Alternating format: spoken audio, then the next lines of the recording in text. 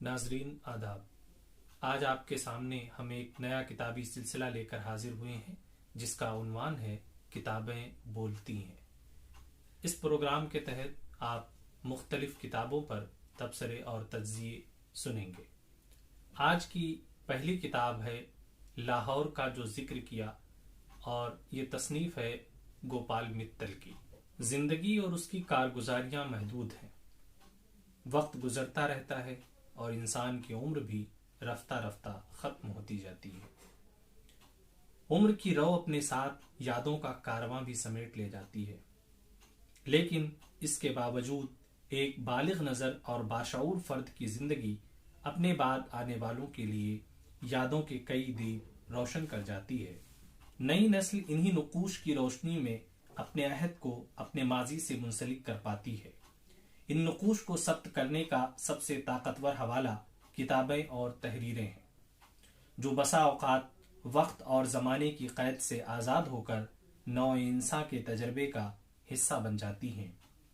हयात व ममात के इस गैर इख्तियारी सिलसिले में बहुत कम ऐसी शख्सियतें जन्म लेती हैं जो न सिर्फ अपनी ज़ात का नक्श कायम करती हैं, बल्कि अपने मुआशरे के नुमाया खतूत पर भी असर डालती हैं। दूसरों के मुताल्लिक उनके तजर्बात और बयानात बसा औकात इतने अहम हो जाते हैं कि हम उनके जरिए शख्सियत के बातिन तक रसाई हासिल कर लेते हैं। इसी किस्म की एक शख्सियत का नाम गोपाल मित्तल है, जो बतौर शायर, मुदीर, सहाफ़ी, मुतरजिम और मुख्तलिफ अफकार व नज़रियात से बाखबर अदीब के अपनी मुस्तहकम शनाख्त रखते हैं। यहाँ उनकी एक अहम किताब लाहौर का जो जिक्र किया का जिक्र मकसूद है, जो कि आप बीती के साथ एक अहद का मुरक्का मालूम होती है। 112 सफ़हात पर मुश्तमिल ये किताब अव्वलन माहनामा तहरीक में कुछ आप बीती कुछ जग बीती के उन्वान से किस्तवार शाये हुई। 1971 में इसे पहली बार किताबी शक्ल में शाये किया गया। इसके बाद 1976 और फिर 2000 में मॉडर्न पब्लिशिंग हाउस दिल्ली की जानिब से इसकी तीसरी इशाअत मंजर आम पर आई। गोपाल मित्तल की ये किताब सही मानों में जात से कायनात का सफर है। मुसन्निफ ने किताब का उन्वान जिस नौइयत से कायम किया है, पूरी किताब में इसकी तस्दीक होती है। आमतौर पर जब कोई शायर या अदीब अपनी खुदनविश्त का आगाज करता है तो उसे बचपन के किस्सों या इब्तिदाई तालीम से शुरू करता है, लेकिन गोपाल मित्तल ने अपनी इस आप बीती को बगैर किसी तमहीद के उस वक्त से शुरू किया है जब उनका शऊर पूरी तरह पालीदा हो चुका था और उन्होंने बीए का इम्तिहान पास कर लिया था। खुदनविश्त की यह खूबी सिर्फ इब्तिदा ही में नहीं बल्कि पूरी किताब में नजर आती है कि मुसन्निफ अपनी जात के तई जज्बाती होने के बजाय अपने अदबी सरूकार और मुल्क के सियासी व इनकलाबी रुझानात पर गौर व फिक्र करता है। तकसीम से पहले का लाहौर और वहां की अदबी सरगर्मियां किताब का मरकज हैं, लेकिन इस मरकजियत में आने वाले वक्त के कई रोशन नुकूश के बुनियादी खतूत महफूज हो गए हैं। गोपाल मित्तल का शुमार उर्दू ज़बान व अदब के ऐसे कलमकारों में होता है जिन्होंने मजहब को कभी भी अदब की राह में हायल नहीं समझा। उन्होंने इस जबान पर हमेशा अपना उतना ही हक समझा जितना दूसरे कलमकार महसूस करते हैं। बाबा उर्दू मौलवी अब्दुल हक ने उनके रिसाला सुबह उम्मीद पर तबसरा करते हुए उन्हें उर्दू जबान के तहफ़्फ़ुज़ व सियानत में दिलचस्पी रखने वाले एक अहम अदीब के तौर पर जिक्र किया है। गोपाल मित्तल ने अपनी इस खुदनविश्त में कई अहम शख्सियतों के ताल्लुक से ऐसे वाक़यात का जिक्र किया है जिनसे उनके नुकूश पूरी तरह वाज़े हो जाते हैं। जमींदार के एडिटर मौलाना जफर अली खां के ताल्लुक से उनके बयानात काफी दिलचस्प और मालूमाती हैं। उन्होंने जफर अली खान की शख्सियत में मौजूद जज्बातियत और वक्ती उबाल को बहुत अच्छी तरह महसूस किया था। उन्होंने दलाइल के साथ वाज़ेह किया है कि जफर अली खान किसी एक ही शय की हिमायत और फिर उसकी मुखालिफत में किस तरह उतर आते थे, लेकिन इन सब के बावजूद उनका जोर कलम उनके मुआसिरीन में किसी को नसीब नहीं था। यही वजह थी कि शऊरी तौर पर कोई उनकी मुखालिफत मोल नहीं लेना चाहता था। जफर अली खान के ताल्लुक से उनका ये इक़्तिबास मुलाहिजा करें, कोट, ये जानते हुए भी कि उनकी तायीद उर्दू गज़ल के रिवायती महबूब के इल्तिफात से ज़्यादा पायदार नहीं, हिंदुस्तान की सभी सियासी पार्टियां उनकी तायीद व हिमायत के उसूल के लिए कोशा रहती थीं। बहरहाल दोस्ती हो या दुश्मनी, जफर अली खान का कलम दोनों का हक अदा करता था। अहरारियों से खुश हुए तो लुधियाने के अहरारी लीडर ताजुद्दीन के सर पर दुनिया उदी का ताज रखने पर आमादा हो गए। अहरार में उन्हें खूबियां ही खूबियां नजर आने लगी। उन्होंने शेर लिखा, अगर एक सीसा पिलाई हुई दीवार हुए तो वो इस अहद के पंजाब के अहरार हुए, खैले बातिल से अगर बरसरे पैकार हुए तो वो इस्लाम के जाबाज रजाकार हुए। इन्हीं अहरारियों से खफा हुए तो इरशाद हुआ, अल्लाह के कानून की पहचान से बेजार, काफिर से मुवालात मुसलमान से बेजार, इस पर है ये दावा कि हैं इस्लाम के अहरार, अहरार कहाँ के ये हैं इस्लाम के गद्दार, पंजाब के अहरार इस्लाम के गद्दार। इस इख्तिबास के जरिए मौलाना जफर अली खान की शख्सियत के इश्तियाल को बखूबी महसूस किया जा सकता है। इसी तरह मौलाना ताजोर, जो कि रिसाला शाहकार के मुदीर थे, उनके ताल्लुक से भी गोपाल मित्तल के ख्यालात बहुत ही फिक्र अंगेज हैं। उनका बयान महज बयान नहीं बल्कि इसमें एक नफ्सियाती दरूबीनी भी शामिल है। मौलाना की शख्सियत को उन्होंने जिस किस्म की सरगर्मी में मसरूफ पाया, इसके असरात को बयान करने के लिए गोपाल मित्तल ने नफ्सियाती तज्जिये का तरीका इख्तियार किया है। वो लिखते हैं, कोट, मौलाना जरूरत से ज्यादा उम्मीद परस्त थे। जब कामयाबी के इम्कानात से सरशार होते तो इस सरशारी में अपने कारकुनों को भी शरीक कर लेते। नतीजा चूंकि तवक्कुआत से हमेशा कम निकलता था, इसलिए कारकुन मौलाना के हुस्न सलूक के बावजूद शिकस्ते तिलिस्म के बाद दिल बर्दाश्ता हो जाते थे और ये बेदिली उनकी सलाहियत कार को सल्ब कर लेती थी। अनकोट। गोपाल मित्तल के तज्जियाती ज़हन व शऊर की मिसाल किताब में मुख्तलिफ मकामात पर मौजूद है, लेकिन उनका एक इख्तिबास ऐसा है जिसे नजरअंदाज नहीं किया जा सकता। वो लिखते हैं, लिखने वालों को अक्सर अपनी सलाहियतों का मुबालगा आमेज एहसास होता है और वो इस वाहिमे में मुब्तला होते हैं कि दुनिया ने उनकी ईजा रसानी के लिए कोई साजिश कर रखी है। जो नाकाम अदीब गैर मुस्लिम होते हैं, उन्हें अपनी नाकामी में मुसलमानों की साजिश नजर आती है। मुसलमान अदीब अपनी नाकामी का बाइस फिरका परस्ती तो करार नहीं दे सकते, लेकिन इसका मतलब ये नहीं कि वो कुछ कम शाकिए जमाना होते हैं। जो शायर और अदीब अदबी मराकिज से दूर होते हैं, उन्हें अक्सर ये शिकायत लाहक रहती है कि मरकज वाले उनके खिलाफ मसरूफ साजिश हैं और उन्हें उभरने का मौका नहीं देते। जैसे जैसे दूसरों की खुए ईजा रसानी पर अकीदा पुख्ता होता जाता है, वैसे वैसे अपनी अजमत का एहसास भी कवीतर होता जाता है। अनकोट। गोपाल मित्तल की तहरीर की यही शगुफ्तगी और उनका यही अंदाज़े बयान है जो कारी को अपनी गिरफ्त में ले लेता है। वाकयात की पेशकश में उनके यहाँ एक जुरतमंदी और हक गोई का इजहार मिलता है। आमतौर पर वो किसी वाकये का जिक्र करते हुए शख्सियत के किसी अहम गोशे को बेनकाब करते हैं जो मुकम्मल इंसानी शख्सियत की तफहीम में मुआविन होता है। देवेंद्र सत्यार्थी बहसियत अफसाना निगार हमारी अदबी तारीख का एक अहम नाम है।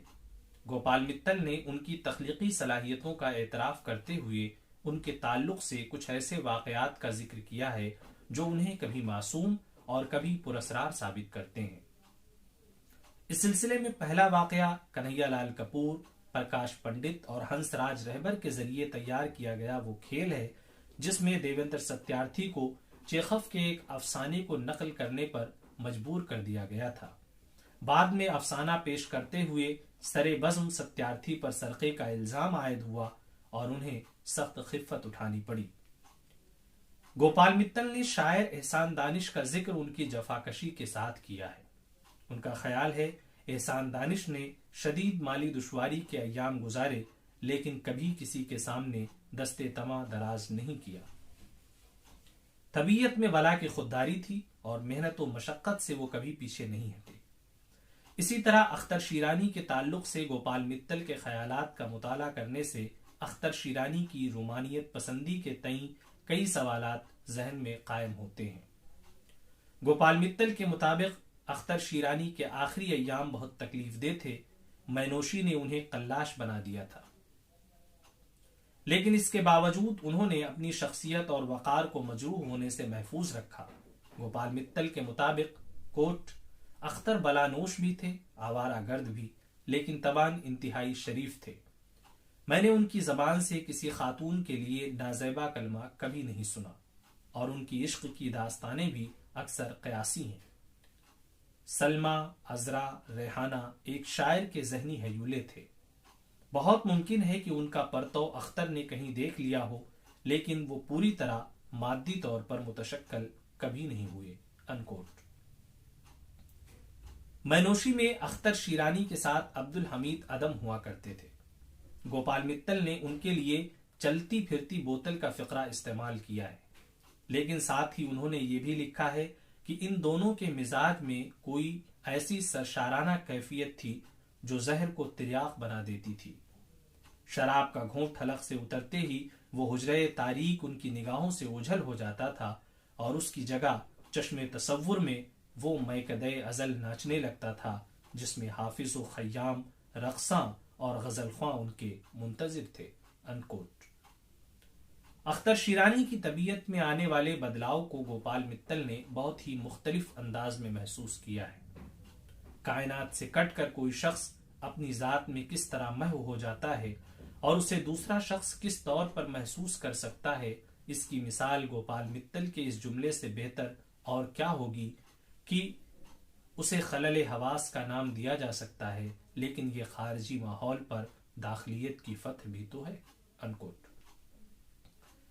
कृष्णचंद्र के ताल्लुक से गोपाल मित्तल ने कई अहम वाकयात का जिक्र किया है, जो कृष्णचंद्र की मौका शनासी और अपने मफाद के तई लोगों से ताल्लुक उस्तवार करने की निहायत फनकाराना रवैये की शहादत देते हैं। साहिल लुधियानवी मित्तल के खास मिलने जुलने वालों में से थे। उनके ताल्लुक से भी ऐसे वाकयात का जिक्र मौजूद है जिनसे साहिर की शोहरत और मकबूलियत में इजाफे का असल सबब मालूम होता है। गोपाल मित्तल मीरा जी के शायरी के मद्दाह थे, लेकिन उनकी शख्सियत को वो किसी तरह कबूल नहीं कर पाए।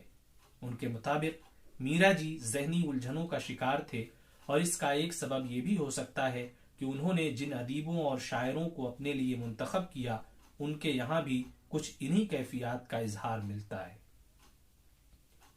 गोपाल मित्तल ने अताउल्लाह शाह बुखारी और शोरिश काश्मीरी के ताल्लुक से बहुत ही अहम गुफ्तगू की है। अताउल्लाह शाह बुखारी के ताल्लुक से उनका ख्याल है कि अहरारी मुकर्रिरीन में उन्हें सबसे ज्यादा शोहरत मिली, और तकरीर में उन्हें वही शोहरत हासिल थी जो कि मौलाना जफर अली खां को तहरीर में। शोरिश काश्मीरी का मामला उनसे मुख्तलिफ था। उन्हें तहरीर और तकरीर दोनों पर यकसा कुदरत हासिल थी। शोरिश अपनी सलाहियतों का इस्तेमाल करके सियासत में अपनी दुनिया कायम करना चाहते थे, लेकिन गोपाल मित्तल के मुताबिक वो सियासत के लिए बने ही नहीं थे। इसीलिए उन्होंने सियासी सरगर्मियां तर्क कर देने का मशवरा भी दिया था, जो कि शोरिश काश्मीरी को नागवार गुजरा था। गोपाल मित्तल ने अपने अहद के सियासी, समाजी व अदबी रुझानात को भी बहुत गहराई से महसूस किया था। तरक्की पसंद शायरी का जिक्र करते हुए वो लिखते हैं, मोहब्बत जो उर्दू गजल का सदाबहार मौजू थी, अब मातूब करार पाई, और इस किस्म की नज्म आम हो गई जिनमें शायर अपनी महबूबा से गिड़गिड़ा कर इल्तिजा करता था कि वो अपने तकाज़े मोहब्बत को इनकलाब आने तक मुलतवी कर दे। अनकोट। जाहिर सी बात है, गोपाल मित्तल का इशारा फैज अहमद फैज की मशहूर नज्म मुझसे पहली से मोहब्बत मेरी महबूब नमांग की जानिब है, लेकिन इस नज्म को दूसरे जाविये से देखने की भी जरूरत है। यही वजह है कि जंगो जिदाल का अरसा गुजर जाने के बावजूद आज भी ये नज्म हमें अपील करती है, और इसका रोमानवी तस्वुर एक मुख्तलिफ कैफियत से दोचार करता है। गोपाल मित्तल ने अपनी इस किताब में जाबजा तंजो मिजाह का बेहतरीन इस्तेमाल किया है। मिजाह के सिलसिले में देवेंद्र सत्यार्थी और दीगर शख्सियात के ताल्लुक से बयान किए गए वाकयात बतौर मिसाल पेश किए जा सकते हैं, लेकिन उन्होंने जहां तंज से काम लिया है, वहां इशारियत और इजमाल का मुजाहरा भी किया है। उनकी तंज में बला की नश्तरियत है। बसा औकात उनका एक जुमला किसी की शख्सियत को कटहरे में खड़ा करने के लिए काफी मालूम होता है। इस सिलसिले में अल्लामा इकबाल और जोश मलिहाबादी के ताल्लुक से उनकी ये मुख्तसर तहरीर मुलाहजा फरमाएं। कोट, अजीब बात है कि इकबाल ने जिन्हें उलूम कदीम व जदीद पर वाकई उबूर हासिल था, दानिश्वरी का दावा कभी नहीं किया, और दानिश्वरी के सबसे बड़े मुद्दई बने जोश मलिहाबादी, जिनकी तालीम बस वाजिबी ही थी। जिन दिनों जोश शालीमार फिल्म कंपनी में मुलाजिम थे, आशिक बटालवी पूना गए। अपने क़याम के दौरान में वो जोश से भी मिले। वापसी पर उनसे अपनी मुलाकात का हाल बताते हुए कहने लगे, जोश साहब मुझसे पूछते थे कि इजाफियत की थ्योरी क्या है। मेरे इस्तिफसार पर कि इस इंतहाई अदक थ्योरी को मालूम करके आप क्या करेंगे, उन्होंने बेतकल्लुफी से कहा कि मैं इसे नज्म करना चाहता हूं। अनकोट। ये मुख्तसर सा बयान जोश और इकबाल के मर्तबे का तयन करने के लिए काफी है। पूरी किताब में इस तरीके की मुतादिद मिसालें मौजूद हैं जहां किसी अदीब और शायर को गोपाल मित्तल ने मुख्तलिफ जाविये से देखने और समझने की कोशिश की है। हैरत की बात यह है कि उन्होंने उदबा व शुअरा के हवाले से अगर किसी नाखुशगवार वाक़ये का जिक्र भी किया है तो इतनी खूबसूरती से कि उससे किसी शख्सियत की तजलील व तहकीर का पहलू नुमाया होने के बजाय एक मुकम्मल सी तस्वीर बनती नजर आती है। यही हाल सियासी पार्टियों का भी है। उस जमाने की तकरीबन तमाम मुतहर्रिक सियासी जमातों के अहवाल और उनके बुनियादी अफकार किताब में मौजूद है। सियासी सरगर्मियों का जिक्र करते हुए गोपाल मित्तल कभी उसमें शरीक नजर आते हैं और कभी दूर ही दूर से अपने तजर्बात व मुशाहदात बयान करते हुए गुजर जाते हैं। किताब में मज़कूर मशहूर अदबी रसाइल व जरायद और अखबारात की एक पूरी फहरिस्त है जिनसे शुअरा व उदबा की वाबस्तगी और अहम वाक़यात का जिक्र करते हुए गोपाल मित्तल ने सहाफती पहलुओं का भी हक अदा किया है। किताब मुकम्मल करने के बाद लाहौर का अरब होटल हमारी निगाहों के सामने गर्दिश करने लगता है और उस जमाने की अहम अदबी व सियासी शख्सियतें निगाहों के सामने जलवागर नजर आती हैं। बिलाखिर फिरका वाराना फसादात के सबब इन सरगर्मियों पर हर्फ आता है और हम बहैसियत कारी एक ऐसे मकाम पर खड़े नजर आते हैं जो कत्ल व गारतगरी के सबब एक शानदार अदबी रिवायत को दम तोड़ते हुए देखता है। शुक्रिया।